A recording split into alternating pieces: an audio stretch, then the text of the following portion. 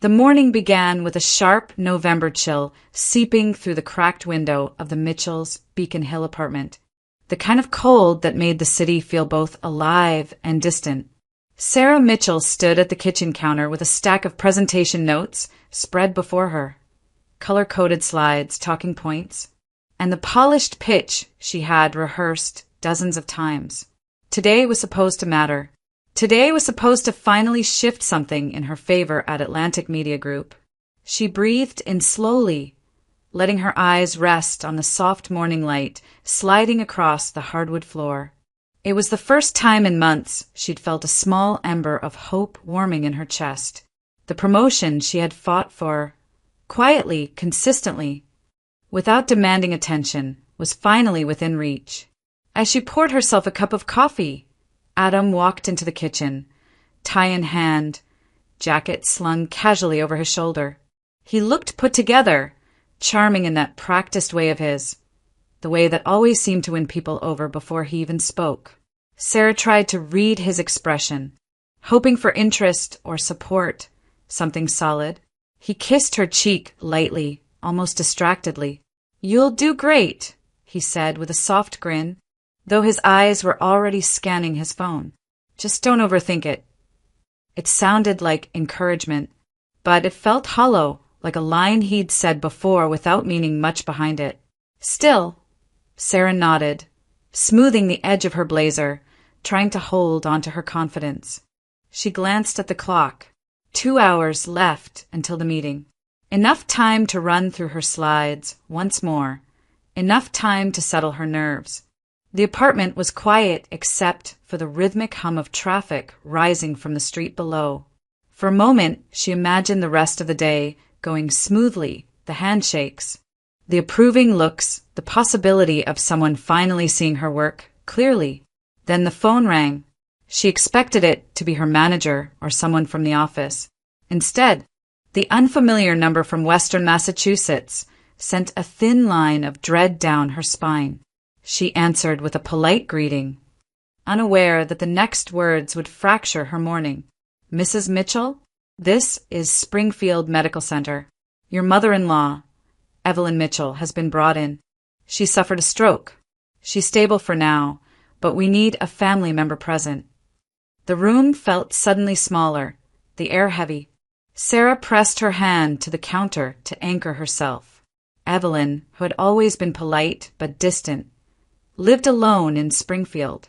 Adam's face snapped up from his phone as soon as he heard the word stroke. Is she okay?" he asked, but his voice was flat, almost rehearsed. The nurse explained that Evelyn required observation, possible transfer to a rehabilitation unit, and that decisions needed to be made quickly.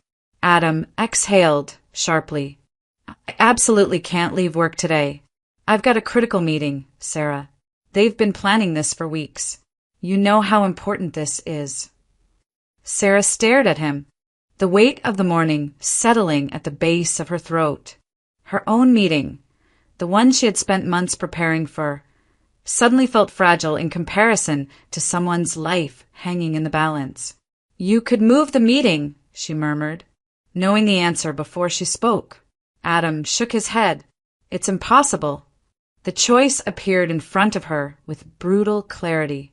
The woman lying in a hospital bed 2 hours away. The career she had fought hard to build. The marriage she was still trying to believe in. Sarah swallowed, her voice steady but quiet. "I'll drive to Springfield." The moment passed with almost no sound, just the gentle clink of her coffee cup being set down, the soft rustle of her blazer as she reached for her keys. A small, almost invisible crack formed in the morning's calm, the kind of fracture no one notices until it grows. The day that had begun with hope shifted quietly into something else, and Sarah stepped into it without knowing how much would change. The drive from Boston to Springfield passed beneath a sky the color of wet slate, the kind of still, overcast morning that made the highway feel endless. Sarah gripped the steering wheel as exit signs blurred past Worcester, Palmer, then finally Springfield. She kept replaying the nurse's voice. every clinical phrase echoing louder each time. By the time she pulled into Evelyn's quiet neighborhood of modest single-story homes and trimmed hedges, her stomach felt tight with worry. Evelyn's house looked exactly as it had the last time Sarah visited. White shutters, pale blue siding, the small garden Evelyn used to tend every spring. But today there was no sense of warmth in the windows. The curtains hung still, and the air around the house felt unnervingly quiet. As Sarah stepped out of her car, the front door of the neighboring house opened, and a woman in her early 60s hurried over. She wore a soft cardigan, her hair pulled back neatly, and her expression carried both concern and familiarity. "You must be Sarah," she said, her voice warm but edged with worry. "I'm Margaret O'Connor. I saw the ambulance this morning." Sarah nodded, grateful for the presence of someone who knew the situation better than she did. "They called me from the medical center. I came as soon as I could." Margaret rested a gentle hand on Sarah's arm. "Evelyn's a strong woman, but strokes, they can be unpredictable. I'm glad you're here." Inside the house, the stillness felt heavier. Evelyn's reading glasses lay on the table beside a half-finished crossword puzzle. A mug of tea sat cold near the sink, the faintest steam stain marking where it had once been warm. Sarah swallowed hard, taking in the signs of a morning interrupted.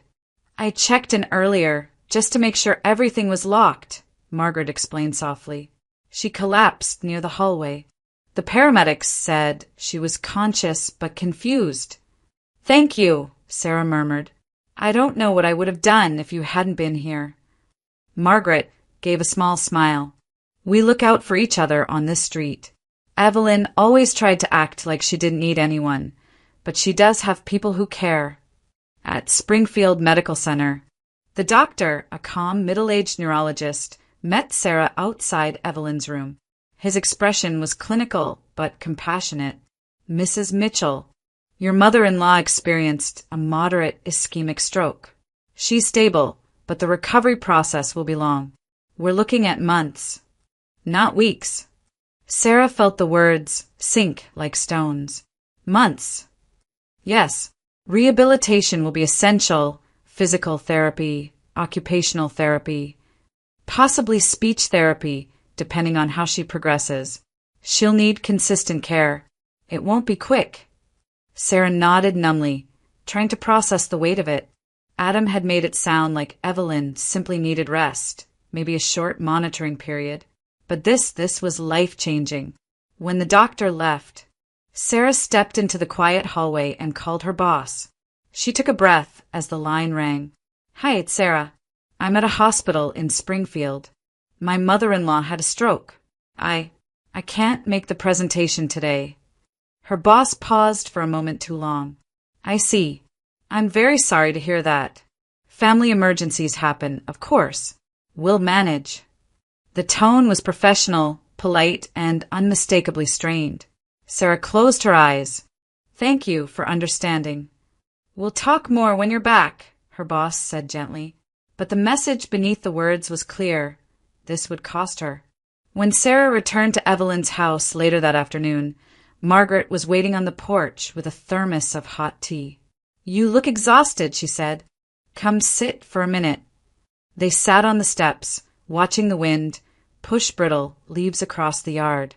After a quiet moment, Margaret spoke with careful honesty. "Sarah, Adam has always had people clean up after him. He's charming, but he takes advantage of anyone who loves him, Evelyn especially." Sarah stiffened slightly, offering a polite smile. "Adam and I are fine. He couldn't leave work today." Margaret didn't argue, only studied Sarah with a look both kind and knowing. "I hope that's true." But as the sun dipped lower and the house settled into evening silence, a small seed of doubt rooted quietly inside Sarah's chest, so faint she almost didn't feel it, yet undeniable all the same. The weeks that followed blurred together in a quiet, exhausting rhythm. Days in Springfield were marked by medication schedules, physical therapy appointments, grocery runs. and the constant mental vigilance required to care for someone recovering from a stroke. Sarah moved through Evelyn's small house like a quiet sentinel, helping her sit up, guiding her through exercises, preparing simple meals, and learning to read the subtle shifts in her expression that signaled pain or confusion. Sleep became something Sarah caught in fragments, 20 minutes in an armchair, an hour on the living room couch. Sometimes a few restless moments in the twin bed in Evelyn's guest room. Every creak of the house made her jolt awake, afraid Evelyn might have fallen or tried to stand without assistance. Adam called occasionally, usually late at night when he knew she would be too tired to talk long. His voice was warm at first, concerned even, but increasingly clipped as the days stretched into weeks. "I'll come next weekend," he said one Thursday evening. "I'm clearing my schedule, I promise." That weekend came and went. The next time she asked, he sighed heavily. A last-minute meeting came up. "I can't blow off something this important." The weekend after that, he claimed he had been sent on an unexpected business trip. Something about client relations in New York. Sarah tried to stay patient, telling herself that work could be unpredictable, that emergencies happened. But the longer she remained in Springfield, the more she began to feel the distance between them widen, not just physically, but emotionally inch by inch. During those long days, Margaret O'Connor became Sarah's anchor. She would stop by with homemade soup, warm bread, or simply a listening ear. They talked quietly on the porch while Evelyn napped. The afternoon breeze stirring the wind chimes near the door. Margaret never spoke unkindly about Adam, but she didn't hide the truth either. "He's always been a boy who got his way," she said one afternoon, arranging a basket of fresh laundry she'd insisted on helping with. Evelyn loved him fiercely, maybe too fiercely. After Adam's father passed, everything in that house revolved around him. Sarah folded a towel slowly. She did mention she struggled raising him alone. Margaret nodded. He was charming, still is, I suppose, but he learned early on that charm could take the place of effort. It wasn't gossip, not the sharp-edged kind that sliced people apart. It was quiet, steady truth, delivered with the care of someone who'd watched a family over many years. Sarah didn't respond, but the words settled somewhere inside her. Joining the pile of unspoken worries she kept trying to push aside.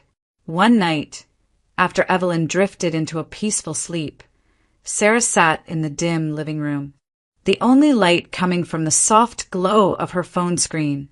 She opened her social media feed, hoping for a distraction, something mindless to help her unwind before grabbing a few hours of rest. A photo flashed past, a friend from Boston posting about a dinner at one of the trendiest restaurants downtown.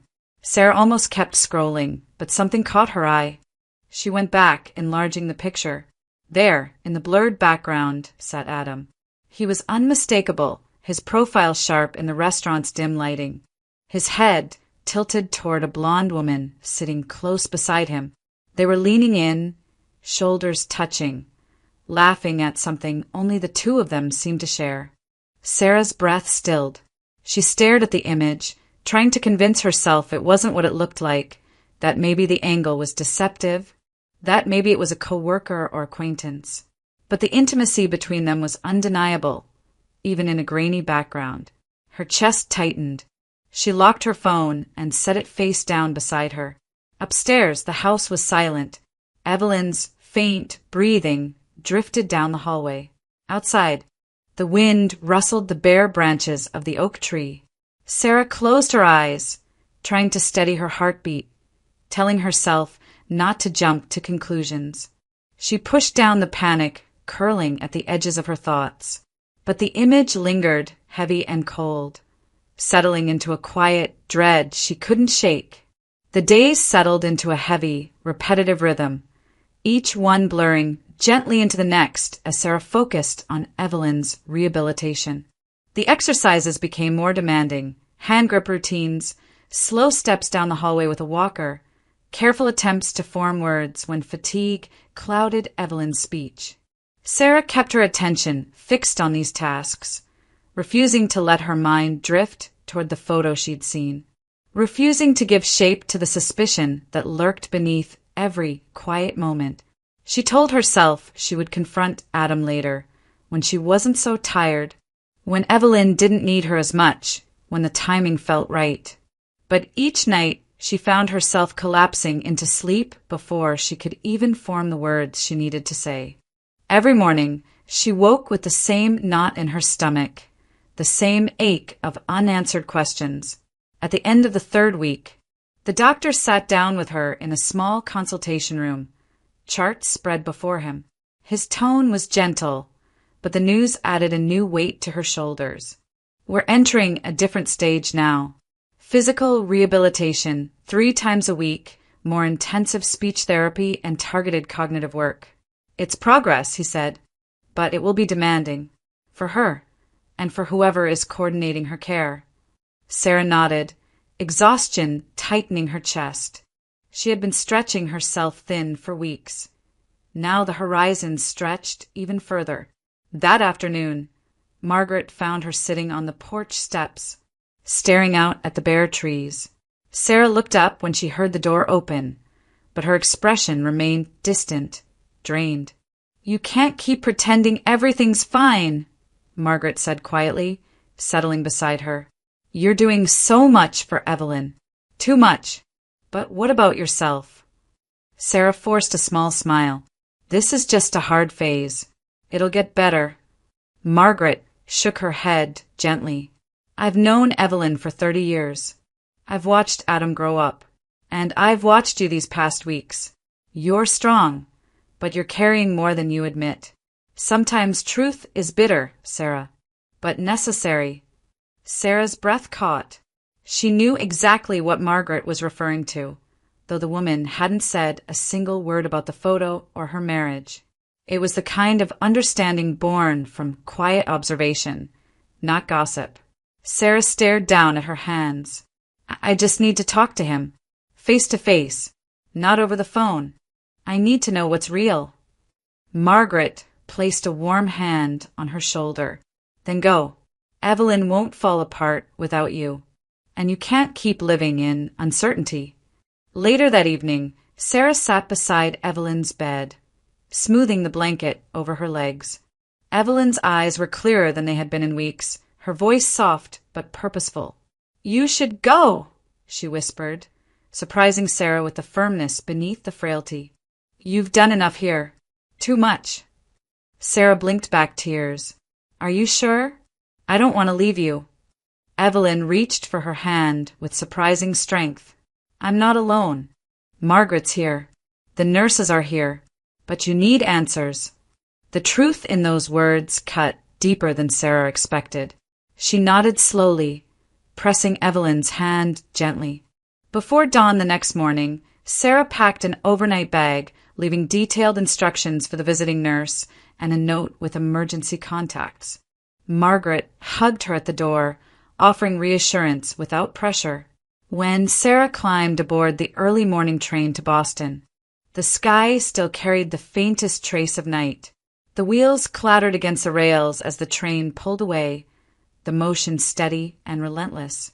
Her heart pounded with a mix of fear and determination. She wasn't running away, not this time. She was going home to face the truth, whatever it might be. The moment Sarah stepped back into the Beacon Hill apartment, the air felt wrong. Not messy, not chaotic, just shifted, as if someone had exhaled into the space while she was gone and forgotten to take their presence with them. The curtains were drawn tight, leaving the living room in a dim, muted haze. She set her bag down slowly, her pulse quickening with the instinctive sense that something she couldn't yet name had changed. She reached for the light switch. The soft glow filled the room, revealing nothing obvious. No overturned furniture, no scattered objects. But the silence felt inhabited. Thick, almost guilty. Sarah moved toward the bedroom, each step heavier than the last. On her nightstand, she noticed a faint scent, something floral and sweet, unfamiliar. She leaned closer. Perfume. not hers. Beside it sat a small, glittery hair clip she had never seen before. Her breath caught. She crossed to the dresser, pulling open a drawer.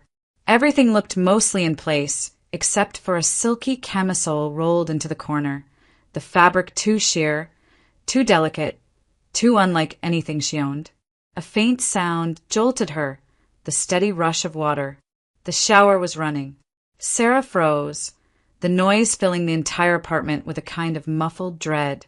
She couldn't breathe, couldn't move. Her mind screamed to leave, to hide, to confront, to run, everything at once. Instead, she walked toward the closet, her hand shaking as she reached for the handle.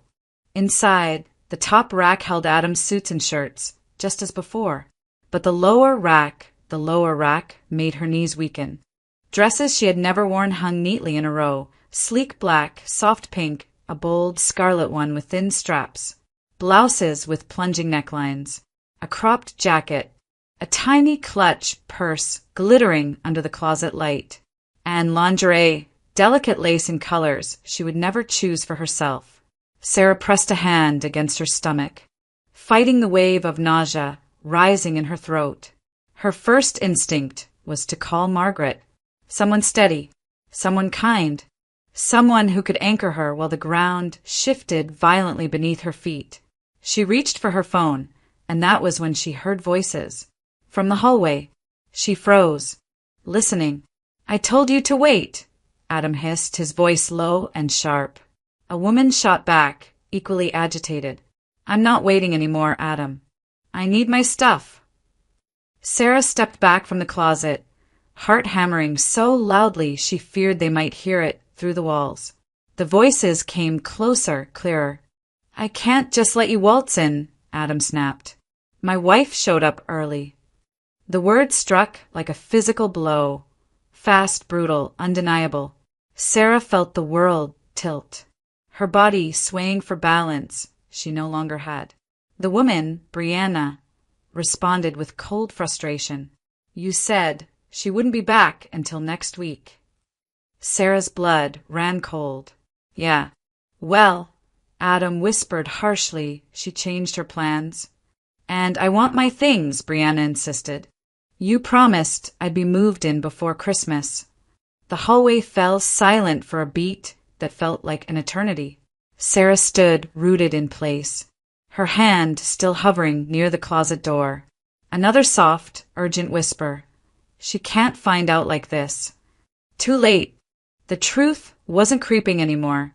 It had marched straight into the apartment and spoken aloud. Sarah backed away, one step, then another, until her legs brushed against the bed. The shower continued running behind the closed bathroom door, mocking the fragile illusion she had been clinging to for weeks. Her marriage, her life, had been unfolding without her. And now she was standing in the middle of the evidence. The voices outside the unit rose again, muffled but unmistakable. Sarah's heart pounded, not with panic anymore, but with the stunned, hollow realization that nothing would ever be the same. Sarah stood motionless, every muscle pulled tight, her back pressed lightly against the edge of the bed as the voices outside sharpened. She didn't dare move, didn't dare breathe too loudly. The hallway carried sound too well, each word edging into the bedroom like a blade. Brianna's voice came first, unsteady but determined. "You promised we'd figure this out before things got messy, Adam. I can't keep pretending nothing's going on. I'm already 2 months along." The words slammed into Sarah so hard her grip on the nightstand nearly failed. 2 months. The timeline rewound in her mind. Adam's excuses, his business trips, his endless meetings. While she was helping his mother relearn how to walk, he had been building a new life with someone else. A soft thud, Adam pacing. His voice was low, frantic. "Why would you say that here? Why now?" "Because you're ignoring me," Brianna snapped back. "I'm pregnant, Adam, and you act like it's an inconvenience." Adam's response came sharp and defensive. "You think I planned this? You think this is easy for me? I'm dealing with Sarah disappearing for weeks, my mother turning my life upside down. And now don't you dare blame this on me, Brianna cut in. You said you wanted a family with me.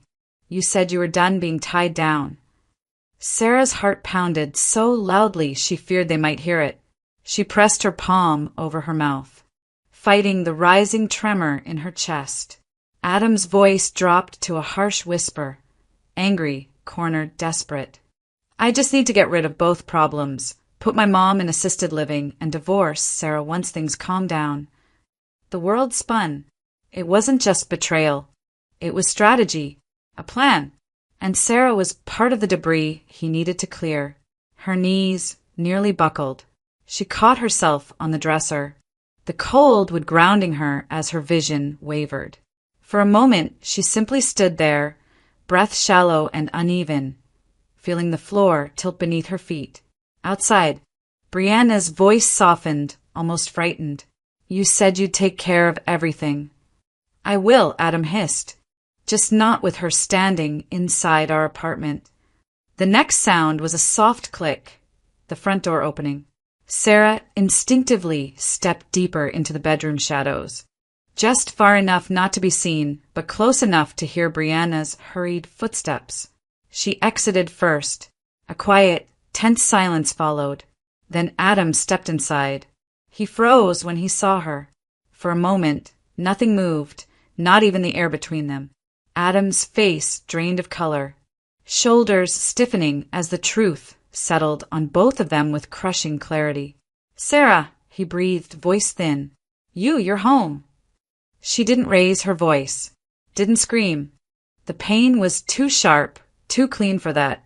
How long? She asked quietly. Adam swallowed, his eyes darting toward the closet where Brianna's belongings hung like accusations. It's not what you think. It just happened. You left. You were gone for weeks. I was caring for your mother, Sarah said, her voice steady. Each word carved from something inside her that had finally hardened. Because you wouldn't. Adam flinched. I had work. I couldn't just abandon my responsibilities. Sarah took a breath, slow, controlled. You mean the woman carrying your child is your responsibility now? His jaw clenched. You're twisting everything. You didn't support me. You didn't even check in. I felt alone. What was I supposed to do? Sit here and wait while my life fell apart. Her eyes stung, but her voice held firm. You were supposed to be my husband. Silence stretched between them, thick, suffocating. Adam reached for her arm. Sarah, please. I can fix this. We can work through. She stepped back before he touched her. No, she said softly. You've already made your decisions. For the first time since she arrived, Adam was speechless, caught between panic and a crumbling sense of control. Sarah walked past him, her footsteps quiet but final. At the doorway, she paused just long enough to breathe once, gathering her strength. She didn't yell. She didn't cry. She simply walked away, leaving behind the apartment, the lies, and the man who had shattered everything without even looking back. Sarah had barely stepped into the hallway when her phone vibrated sharply in her hand. The screen showed Springfield Medical Center. A cold wave washed through her. Mrs. Mitchell, the nurse said urgently. Evelyn has suffered another stroke. We've stabilized her for now, but you need to come immediately. Sarah didn't speak. Couldn't.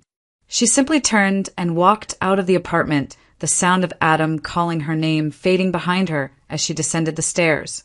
Her hands trembled as she hailed a ride to the station, the city blurring past in streaks of gray and cold November air. By the time she reached Springfield, her body felt numb with fear and exhaustion. She hurried into the medical center, and the moment Adam saw her in the waiting area, he launched into accusations. This is your fault, he snapped, pacing in tight circles. You stressed her out, leaving suddenly like that. Do you have any idea what you put her through? Sarah stared at him, stunned by the cruelty. She had a stroke because she's ill, Adam. Not because I went home for one day. You should have been here, he insisted. You promised to handle things. Her breath caught. The words echoed everything he had always expected from her. Endless sacrifice, silent endurance, unbroken devotion. She saw it now with painful clarity. The nurse appeared then, allowing them into Evelyn's room. Adam followed but kept muttering under his breath, his resentment simmering like something he believed he was entitled to. Inside, the room was dim. Machines hummed. Evelyn lay still, her face pale, eyes half closed. But when Sarah approached, those eyes flickered open with surprising clarity. "Sarah, come here," Evelyn whispered. Adam stepped forward, but Evelyn looked past him, her gaze fixed only on Sarah. With effort, she reached for Sarah's hand. Her grip, though weak, held in tension. "I am so sorry," Evelyn murmured, "for everything, for letting him grow up without consequences, for making you bear the weight I should have carried." Sarah shook her head, tears stinging her eyes. "Evelyn, you don't have to." "Yes," Evelyn interrupted softly. "I do." Adam frowned. "Mom, what are you talking about?" But Evelyn didn't look at him. "I saw what happened while you were gone," she whispered to Sarah. "How he spoke about you, what he planned. I heard enough before the nurse moved me." Her eyes glistened. "I raised him poorly. I let him believe the world owed him everything. I won't let him ruin you too." Adam s'était finid. "Mom, stop. You're confused. You don't know what you're saying." But she did. With slow, deliberate effort, Evelyn nodded toward her bedside table, where a folder lay neatly stacked. "I called Attorney Fox earlier today," she said. "Before the stroke. I was lucid, fully competent." She took a labored breath. "I transferred my home to you, Sarah. The deed has been notarized." Adam's voice cracked. "What? Why would you? She's not even family." Evelyn's tone remained steady. "She is the only one who stayed. The only one who didn't run when things were hard." Sarah's chest tightened with grief, not triumph. There was nothing victorious in this moment. Just a broken woman trying to right decades of damage in her final lucid hours. Adam's fury flared, but Evelyn's hand tightened around Sarah's. "You are kind," she whispered. "You are patient, and you deserve a life not built on someone else's selfishness." Sarah folded into the chair beside her, tears slipping silently down her cheeks. Evelyn's breathing slowed, her hand still wrapped around Sarah's. This wasn't a win. It wasn't revenge. It was heartbreak shaped into clarity, resolve forged from the collapse of everything she had once believed. Evelyn wasn't giving Sarah a prize. She was giving her a way out. In the quiet aftermath of Evelyn's second stroke, something inside Sarah finally settled, not with peace, but with certainty. She moved through Evelyn's house with calmer hands, steadier breaths. The grief was still there, raw and aching, but it no longer tangled with confusion. The truth had been laid bare, and there was nothing left to salvage. After meeting with the rehabilitation team and ensuring Evelyn's care schedule was stable, Sarah knew what she needed to do next. She had to return to Boston, not to fix anything, not to confront what had already shattered, but simply to gather her life and close the door behind her. She drove back with no music, no distractions. Just the steady hum of the highway and the muted November sky stretched out like a long exhale. When she unlocked the apartment, the same heaviness greeted her, the blinds drawn, the faint scent of unfamiliar perfume clinging to the air. But this time it didn't destabilize her. It only confirmed what she already knew. She packed quietly, deliberately. Every folded sweater, every book placed into a box felt like reclaiming a small piece of herself she had let go of for too long. She was sealing a chapter, not mourning it.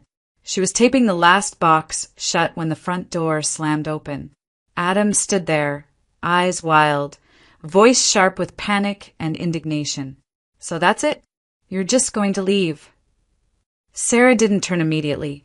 She placed the tape dispenser on the counter before facing him. "I'm moving out. I told you that." You're taking my mother's house, he snapped. You manipulated her. She wasn't thinking clearly. Sarah held his gaze, calm and unshaken. She was lucid. The attorney confirmed it, and she made her choice because she saw the truth. Adam paced like a man cornered by consequences he never imagined would reach him. You don't get to decide what happens to my family's property. You don't get to throw away our marriage without— Adam, she interrupted gently, almost painfully soft. You already threw it away. He froze. For a split second, guilt flickered across his face, but it was swallowed quickly by anger, louder and hotter than before. You abandoned me. You left for weeks. What did you expect me to do? Sarah's voice didn't rise. It didn't need to. Care for your mother. Be honest with me. Be faithful. Any of those would have been a start. He scoffed, shaking with frustration. You're being dramatic. You can't just cut me out of your life. I'm not, she said. You stepped out yourself. Her tone was steady, no venom, no pleading, no bargaining. Just truth, quiet and immovable.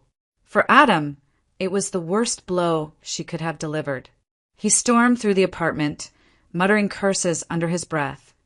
Grabbing at objects with no purpose except to release rage, he couldn't direct anywhere productive. But Sarah simply picked up her bag, lifted the final box, and walked past him without flinching. He called after her. She didn't answer. There was nothing left to say. She returned to Springfield that evening.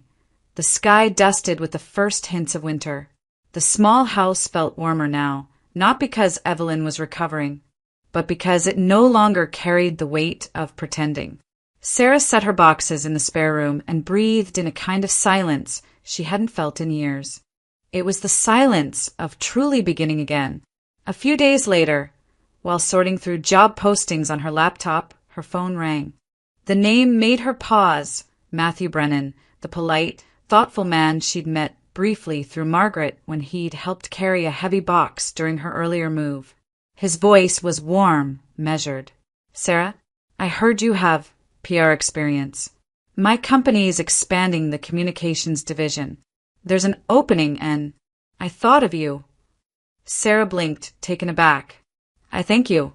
I'd be interested in interviewing. Good, Matthew said. I think you'd be a great fit. After she hung up, Sarah sat in the stillness of the living room, the faint hum of the heater filling the space. For the first time in a long while, she felt something shift inside her. Not joy yet, not hopefully, but a beginning. A small, steady one, built not from ashes but from resolve. Sarah's first day in Boston's financial district felt strangely surreal. The tall glass buildings caught the early winter light, scattering it across sidewalks filled with commuters and coffee carts. For the first time in months, she walked with purpose, not out of duty, but out of choice. At Matthew Brennan's media firm, the office buzzed with energy. The team welcomed her warmly, introducing her to projects she would oversee, campaign launches, brand strategy sessions, partnerships that stretched across the East Coast. As she settled into her new desk overlooking Post Office Square, she felt something she hadn't felt in years. She mattered. Her ideas were heard. Her presence carried weight. Matthew checked in periodically, never hovering, always respectful. If you need time for Evelyn, take it, he said one afternoon. Family and health come before deadlines. There was no judgment, no resentment, no subtle punishment, just kindness. It startled her more than she expected. A week later, she met Savannah, Matthew's 8-year-old daughter, when he brought her by the office after school. Savannah walked in with a backpack nearly as big as she was, her dark curls bouncing as she scanned the office. You're the lady who helped Daddy carry the boxes, she said decisively, pointing at Sarah. Sarah laughed. I suppose I am. I like you, Savannah added without hesitation, before pulling out a sketchbook filled with drawings of cats wearing tiny hats. Matthew looked embarrassed, but Sarah found the interaction disarming in the sweetest way. Their connection grew, slowly, naturally. On weekends, they all walked through Boston Common, watching Savannah chase pigeons or stomp through piles of brittle leaves. Matthew showed Sarah the quiet corners of the public garden, places where he used to bring Savannah's mother before she passed. Their conversations were soft, unforced, threaded with honesty about grief and rebuilding. There were no grand declarations, no rushing, just a calm, steady presence, a life that felt possible again. But shadows have long roots, and Adam's return came exactly when peace had begun to settle. One evening, as Sarah wrapped up a late strategy meeting, she stepped outside to find Adam leaning against the building, his posture tense and agitated. The lights from the lobby cast sharp angles across his face. "What are you doing here?" Sarah asked, her voice even.